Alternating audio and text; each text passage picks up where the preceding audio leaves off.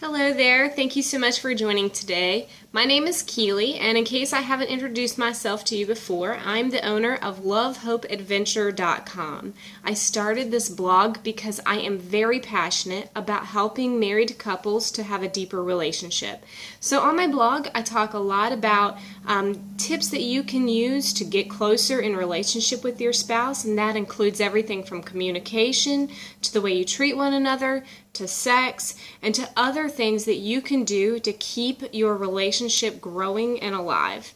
Today, I wanted to talk with you about love, and I'm going to do a video series discussing the different aspects of love.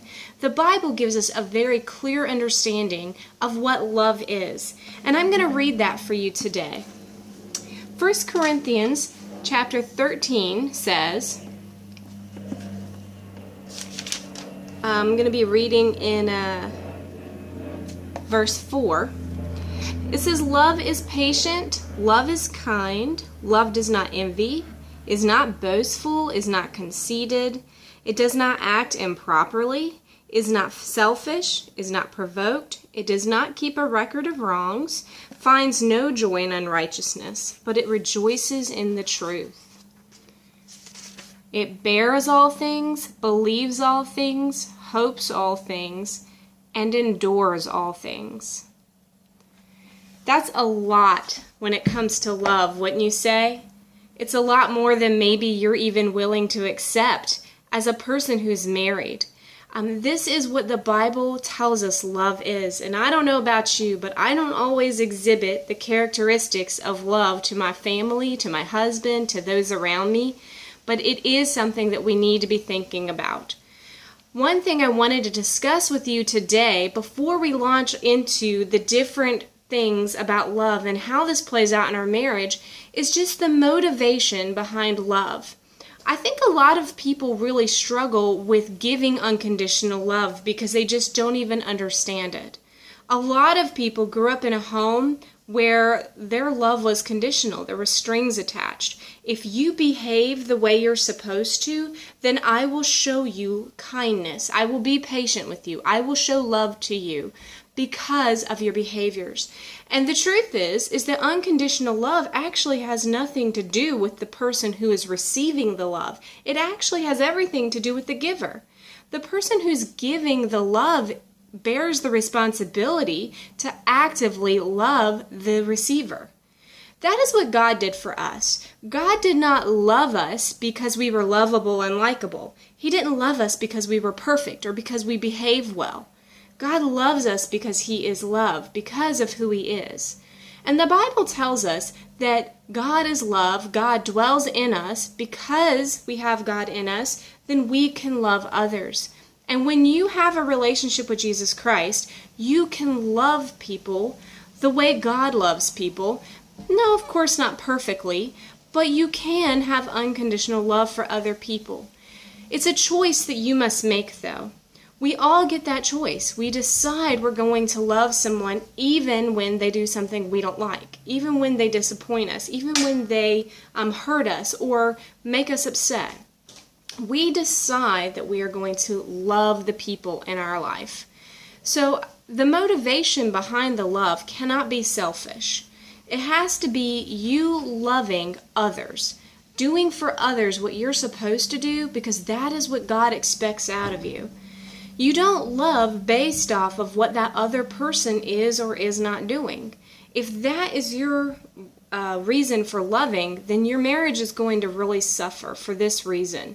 Your spouse, your kids, whoever in your life, relationship-wise, are going to do things that hurt you, that disappoint you, that you don't like. And if you withhold love from them, then you just get into this vicious pattern.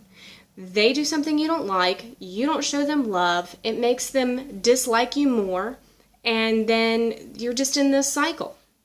Maybe you are doing something now that causes them to stop showing love to you, and now you're retaliating. The cycle has to be broken. Instead of saying in our marriages and in our relationships, I will treat a person based off of how they've treated me, instead we will say, I will treat that person the way I'm supposed to because that is God's commands for me. And God has commanded us to love everyone. And that means that we love them unconditionally the way God has loved us. We love them regardless of what they say or do, and we show them kindness. We show them grace. We are patient with them. And in my series, we are going to talk about some of these different characteristics of love, how it plays out in your marriage, tips on how you can continue showing love to your spouse even though they are doing things that you don't like. Unconditional love can be given because we have God. So think of it like this. So here's a coffee mug that I have, right? Consider yourself to be the coffee mug.